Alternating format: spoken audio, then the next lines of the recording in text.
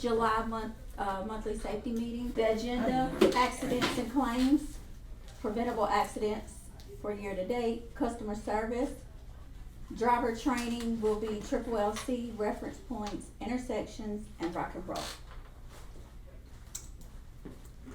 June accidents, we had 12 preventable, 1 non-preventable, and 1 report of injury. Out of those 13 total accidents, we had 7 on the yard. Yard accidents are at an all-time high. It is bad out there. So accident summary, the total accidents from January to July, we've had 62. Out of those 62 accidents, it's involved 51 drivers. Repeat drivers, 11 had 23 accidents. 10 had 2 accidents, 1 had 3 accidents. High repeat locations, of course, the yard, routes 2 and 8, Virginia line, routes 12, route 26, route 6, and then of course you got your other routes, but you can see your main routes are 26 or route 2 and the Virginia line. So our AFR, we're at 0.76. You can see from last year we were at 0.58. So from last year to this June, we have really went up. June customer service. Total comments. You have 10 valid for pass-ups, 5 valid for no-shows, 3 valid for policy, 3 for general, 4 for policy again, okay? 1 for driving, 1 for refusing boarding, and 3 for compliments, and 3 for bypass. So of course our pass-ups is the biggest concern. So I know that it's summer, so people like to sit in bus stops. Are those valid pass-up complaints? Yes, Because most of them, you know, they consider pass-up even if they're like on the next light and they're already waiting. correct, yes, we know. Yeah. They'll tell you that they've been at the bus stop forever and they Or haven't, they're hiding in the shade. right. Yeah. But just be aware that if someone's sitting there and they've been sitting there and then you come back through and it's a different person standing beside them, just make sure that they're not with that person Yeah, that so they want sometimes to they wave ride you to. off, Right. especially in the 11, there's a lot of, Are the 10 valid pass-ups, what routes are those on? I don't know. I think mostly are 11s. That's what I'm saying. Because the 11 has those people that are playing their That's all guitar. hanging Yeah. out, and And then then they they claim go a like that, and then pass-up, one guy's like, they claim a pass-up for a free car. Free card, yeah. Isn't it the same? Free pass. they want a free pass, yes.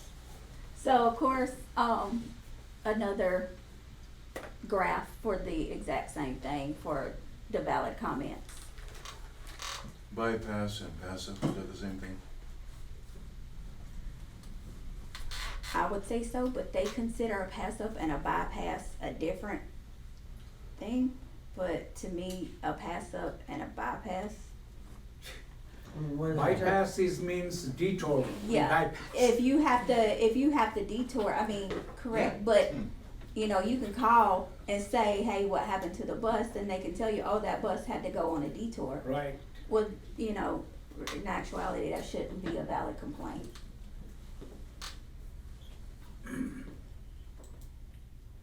So June compliments. Oh, of God. course. Oh, no! Miss Connie.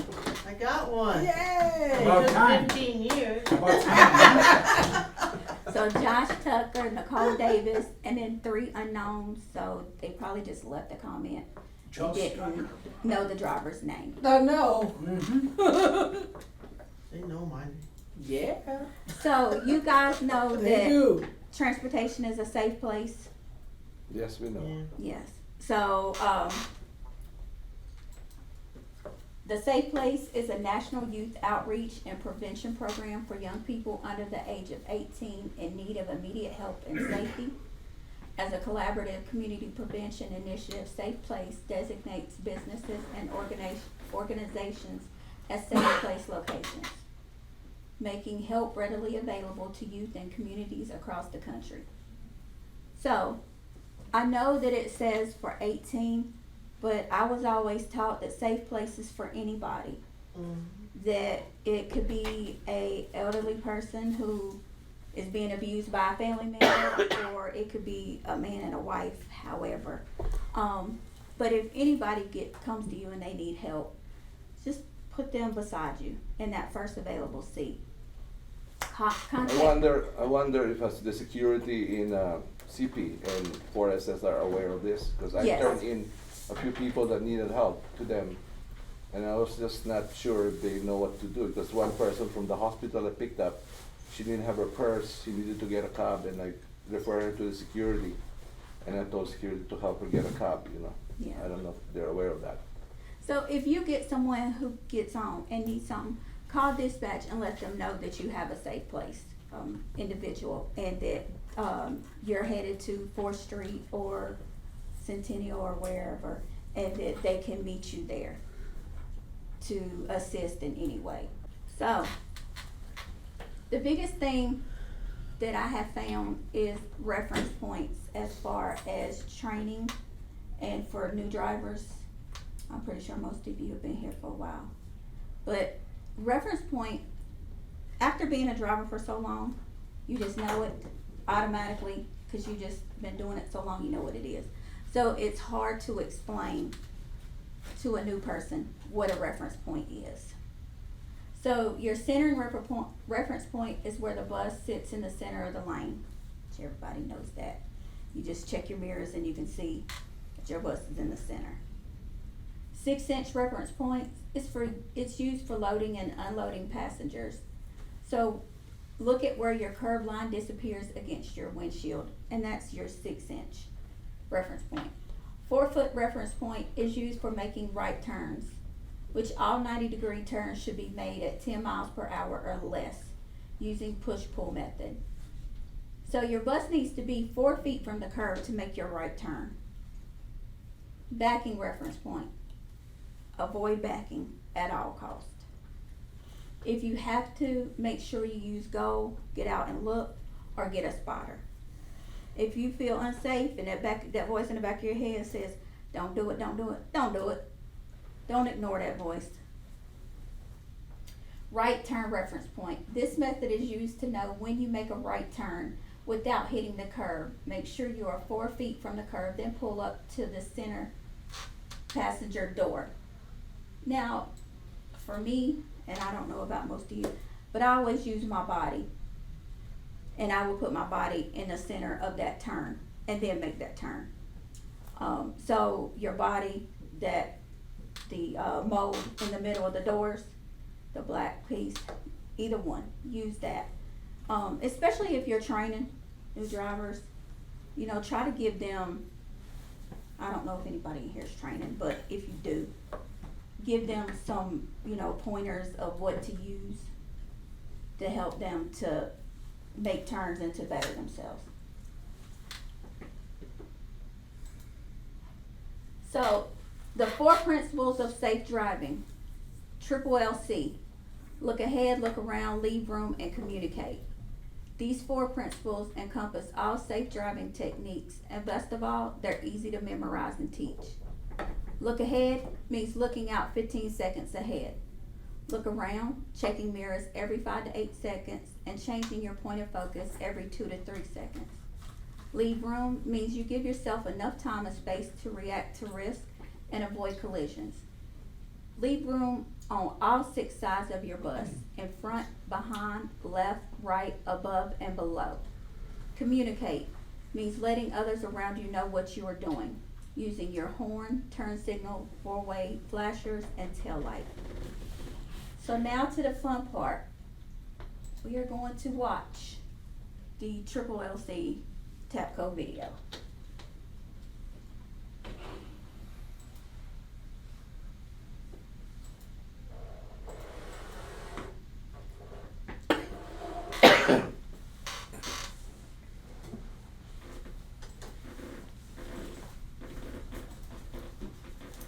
The 4 driving principles to safety help you see, think, and act your way through any traffic situation. These principles allow you to maintain the maximum amount of room around your vehicle. They provide you with visibility, and they provide you with extra time to make decisions while driving. So, Josh, not to get impatient, but what's driving principle number 1? Driving principle number 1 is look ahead.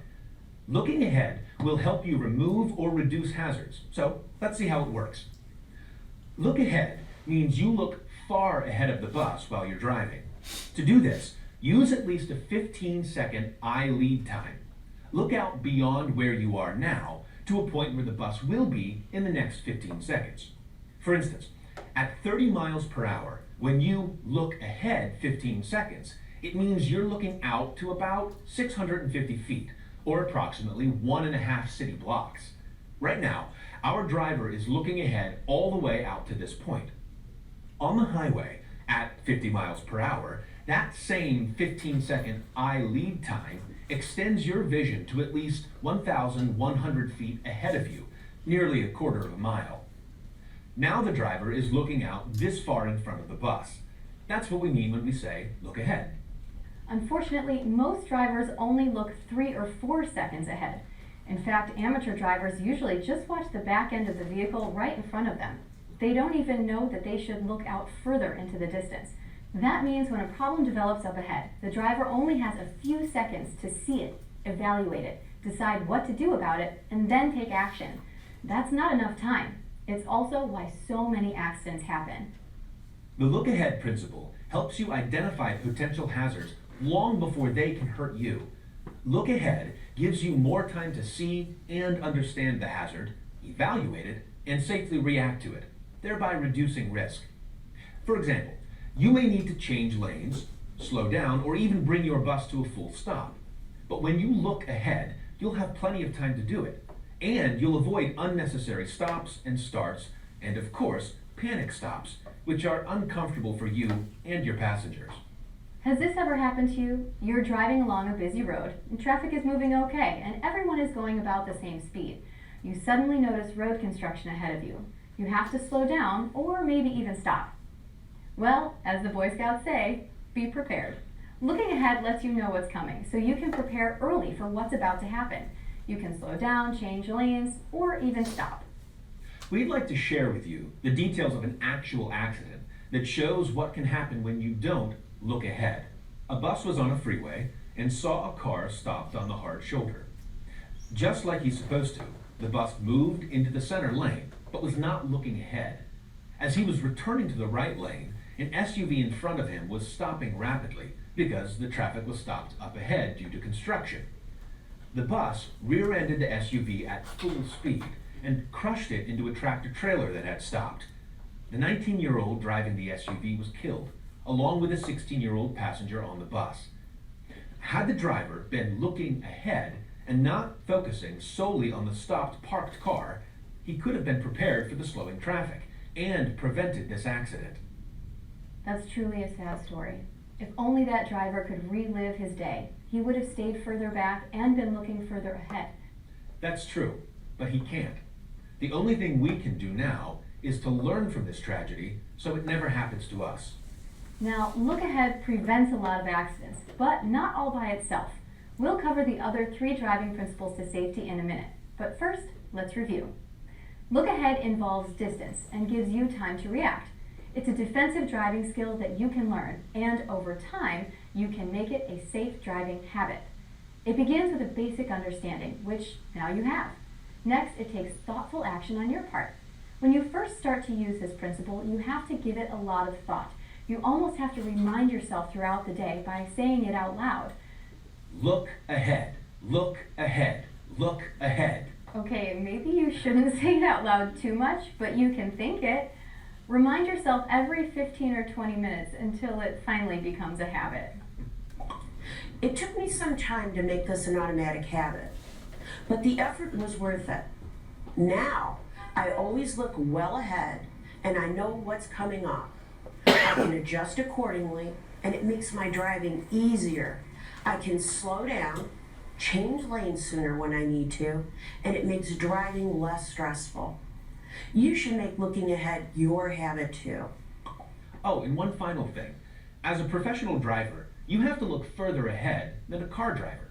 The bus is bigger and heavier and needs more time and distance to stop. So, remember to always look ahead a minimum of 15 seconds.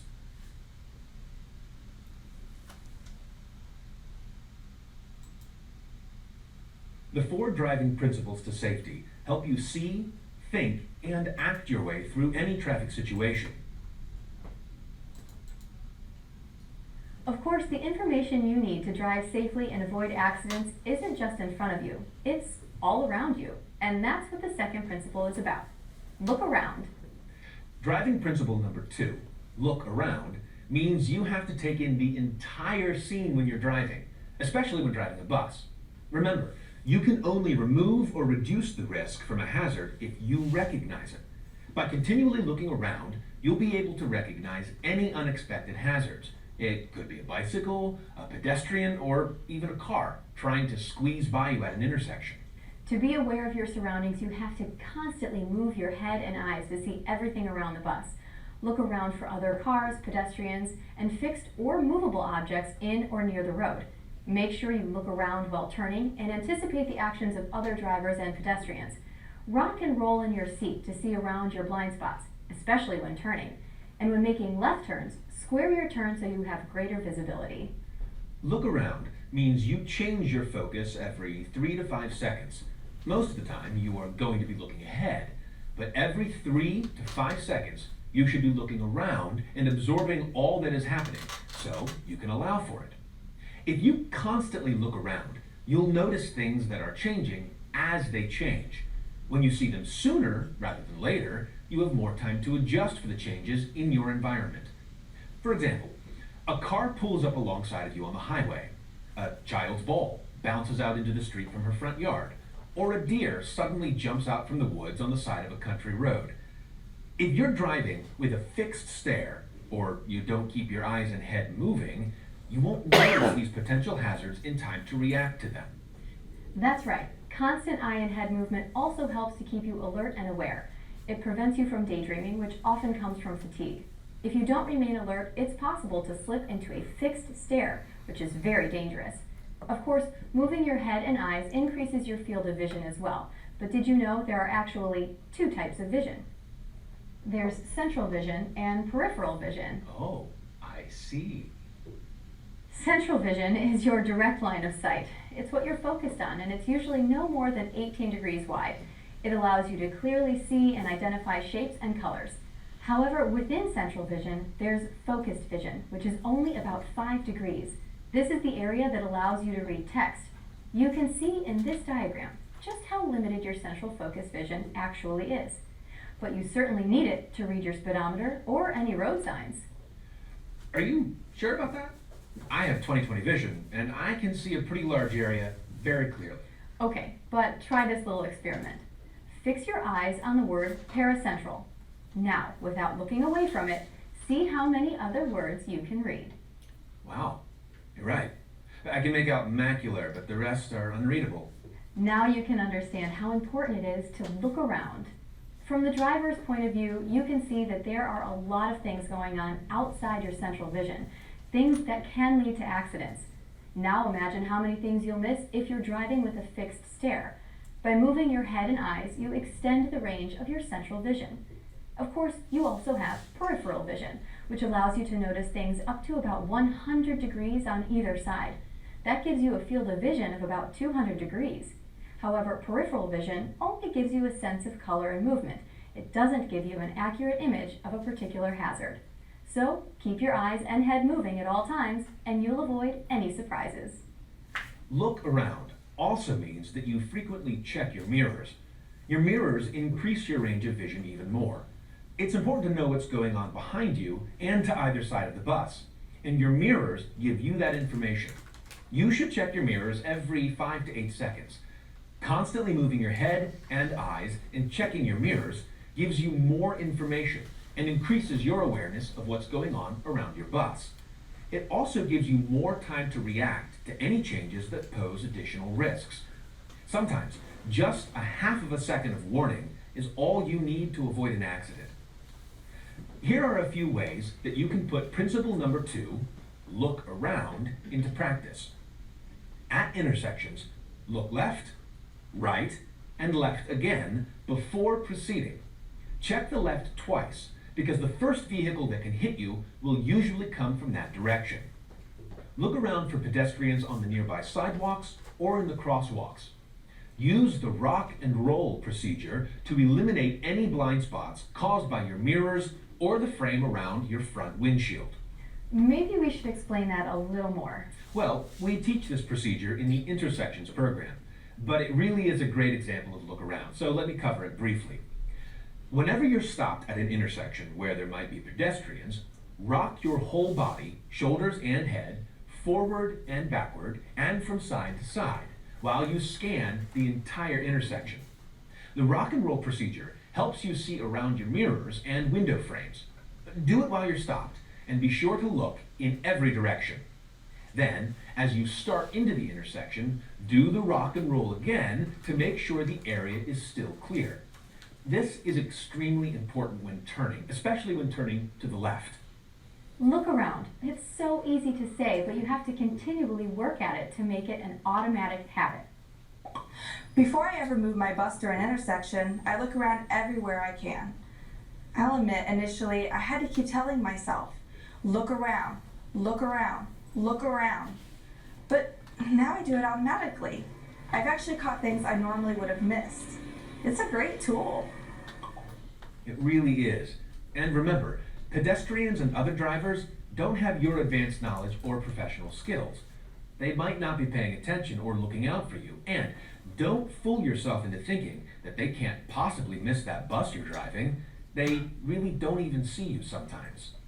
You can easily see how the first two principles work together. Look ahead and look around. Both give you more information and time to react to everything going on around your bus.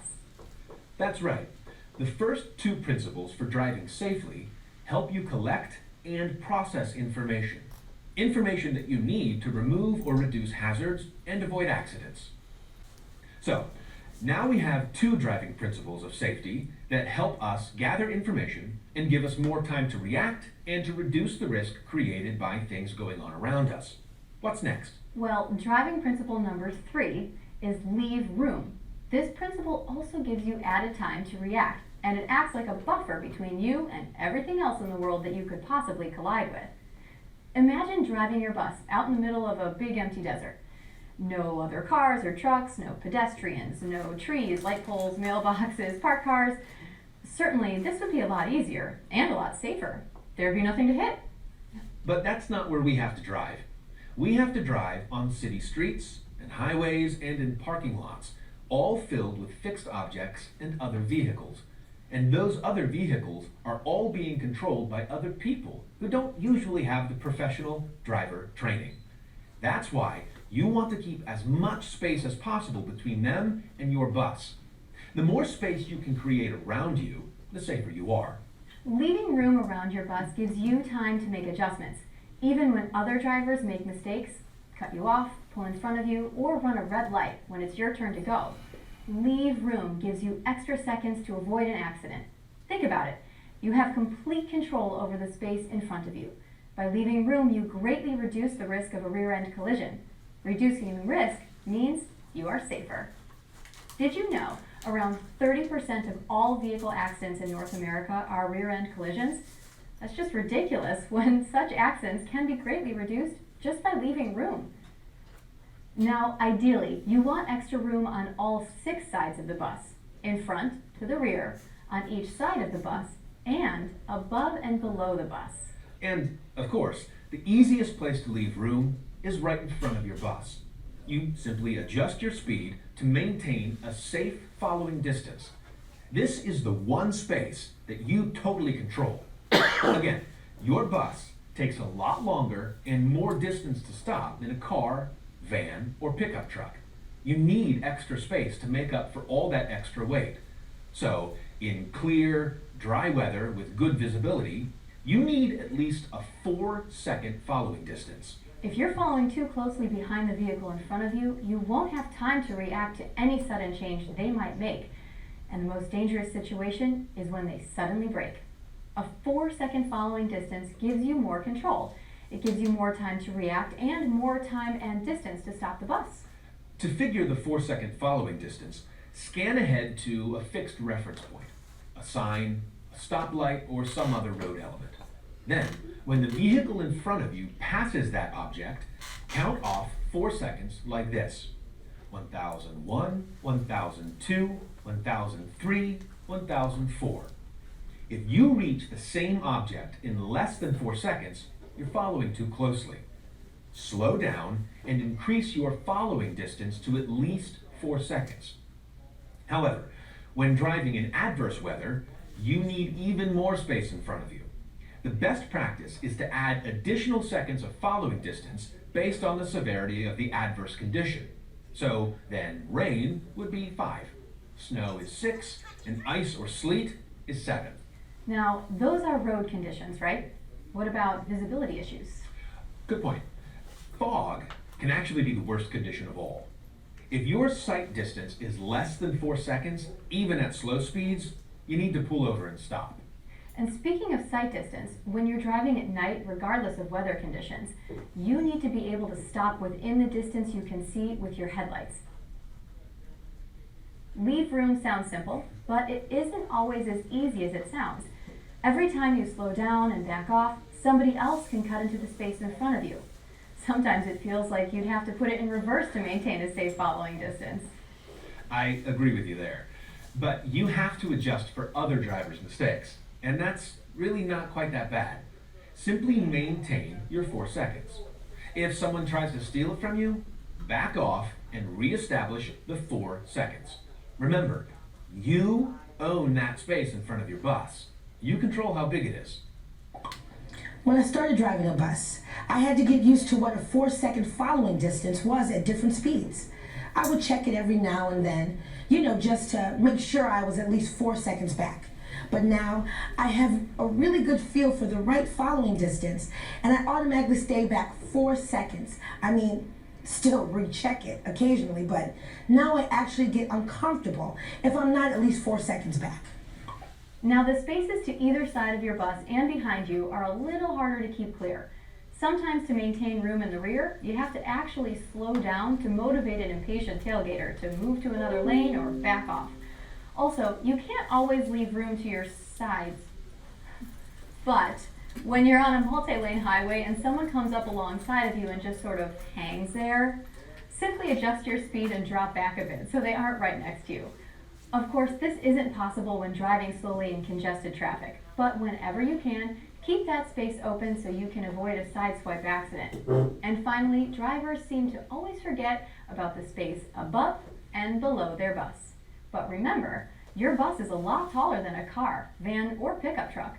You have to be on the lookout for low overhangs, bridges, and tunnels. And remember, they're not always marked with a warning sign.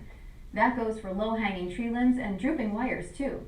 You even have to be on the lookout for a garage door that somebody didn't open all the way at the shop. And that's just the stuff above you. Exactly. You also have to watch out for what happens beneath you. When driving, scan ahead, looking for debris in the roadway or uneven road surfaces around construction zones that can cause you to bottom out. We can't emphasize enough how important it is to leave room around your bus, especially when it comes to the 4-second following distance. Think about it. If everyone in front of you always acted like they were supposed to, you wouldn't need this extra room. But we know that other drivers don't drive professionally, and we have to allow for their mistakes. Another way of saying that we allow for other drivers' mistakes is to expect the unexpected. Don't let them surprise you. Expect the unexpected means the car ahead of you realizes that they're about to miss an important turn and suddenly slow down. A child or an animal runs out in front of you. A car suddenly pulls over on the highway due to an emergency like a flat tire. Traffic in the opposing lane crosses into your lane. As a professional driver or operator, you need to leave room for all these possibilities. I'm sure there are a lot of drivers out there who don't keep a 4-second following distance and have never had an accident. What do you say to them? They're living on luck. Anytime your following distance drops below 4 seconds, you're taking a chance. You're engaged in an unsafe behavior. And as you learned in the Safety Best Practices program, repeated often enough, that unsafe behavior will eventually, in fact, will always lead to an accident. Just because it hasn't happened before doesn't mean it won't happen tomorrow or the next day or an hour from now. That's why the 4-second following distance is so important. Remember, expect the unexpected. Leave room and maintain at least a 4-second following distance. That's good advice for any driver, but especially important for a professional bus operator. Because of the bus's size, it takes you longer to stop. But if you have a little extra time and a little extra space around you, you can anticipate trouble and avoid accident-causing situations. Leave room helps you reduce the risk and avoid accidents, panic stops, and evasive maneuvers. It helps you give your passengers the safe and pleasant ride they deserve.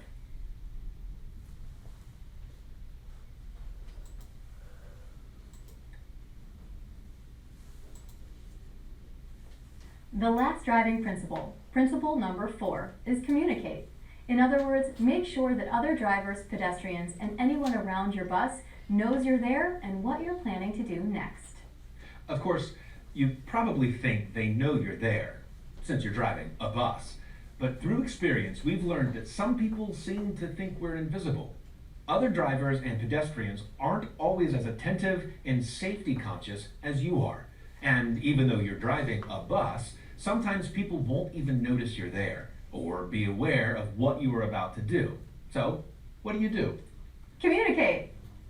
First, a friendly tap on the horn is a good way to get somebody's attention, but you still have to give a quick glance to make sure they know you're there. Try to make eye contact.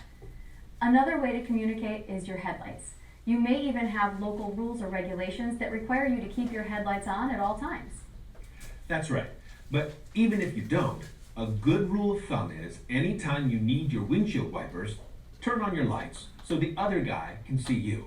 Even a slight mist, snow flurries, fog, or light rain will limit everyone's visibility. That's true. Another way to communicate is with your brake lights. As you approach any intersection, gently touch your brake pedal to indicate that you might have to stop. Remember, the driver behind you can't see around your big bus and has no idea whether or not you have a red light or stop sign coming up. And be sure to use your turn signals before turning or changing lanes. Always allow at least 3 flashes before taking any action. How many times have you watched another driver turn right, turn left, or go straight and you had no idea what they were about to do because they didn't use their turn signals? It's not only frustrating, it's downright dangerous. Don't be guilty of the same thing and force other drivers into reading your mind. Tell them what you plan to do and tell them in advance by signaling at least 3 flashes before changing lanes or when approaching a turn. In all my years of driving a transit bus, I found that communication is critical to being a safe operator. You see, if I know what the other vehicle is going to do, I can react accordingly and reduce the risk if the other driver makes an unexpected move. The same applies to the maneuvers I plan on making. I like to be a very courteous driver. The more we communicate, the safer we'll be. And remember, this course is all about defensive driving, allowing for the mistakes made by others. Even when you're driving safely and have the right of way, other drivers will make mistakes. Whether it's a car or a pedestrian, communicating will go a long way toward preventing accidents. So does everybody understand what triple LC means? Look ahead, look around, leave room, and communicate. And one of my biggest things, I always expect the unexpected. Because you already know somebody got that left turn signal on, and you think they're gonna make the left turn, and then they decide to make the right turn. So just be aware out there, and hopefully with this we can stop having these accidents. So I did a little housekeeping. Please make sure we're signing into NextBus, and I know some operators earlier told me that in the new buses it's not allowing you to sign in. So Yeah, there's a lot of new buses that a lot of things don't work. Even the time is far out, like an hour. Oh, yeah. Yeah. So remember, we're on the yard and at each terminal, we are to do the posted speed limit 5 miles an hour. I've noticed that we're doing way above that. Way above, on the yard and especially at 4th Street. Guys, remember, all it takes is one mistake. One person to walk out from another bus and you're flying through there and you don't have enough time to stop. Or on the yard, you come flying down through the gate, you hit the pole right there at the end of the gate. So just be aware. Let's start doing 5 miles an hour. Please.